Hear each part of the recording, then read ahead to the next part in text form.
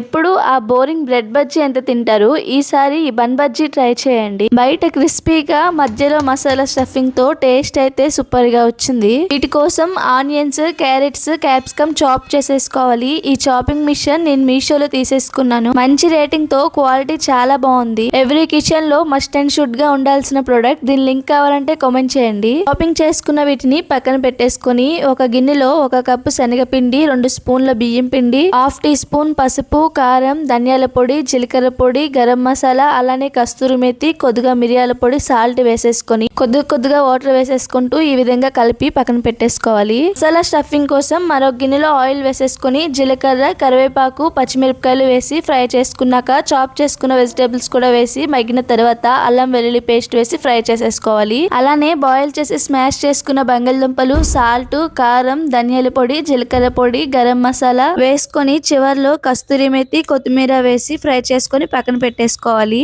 ఇప్పుడు బన్స్ ని మధ్యలో కట్ చేసుకొని స్టఫింగ్ ని కూడా మధ్యలో స్ప్రెడ్ చేసుకున్న తర్వాత చుట్టూ మంచిగా అంటేలా అద్దుకొని ఇలానే ప్రతి బన్ ని కూడా చేసి పక్కన పెట్టేసుకోవాలి. కలుపుకున్న పిండిలో బన్ ని ముంచి పిండి మంచిగా అంటుకున్న తర్వాత మరుగుతున్న ఆయిల్ లో వేసి 2 సైడ్స్ ఈవెన్ గా ఫ్రై చేసుకుంటే crispy and tasty bun bajji ready అయిపోతుంది. ఎప్పుడైనా గెస్ట్లు వచ్చినప్పుడు దీన్ని చేయండి, వాళ్ళు ఫిదా అయిపోతారు. ఈ రెసిపీ మీకు ఎలా అనిపించిందో కామెంట్ చేయండి.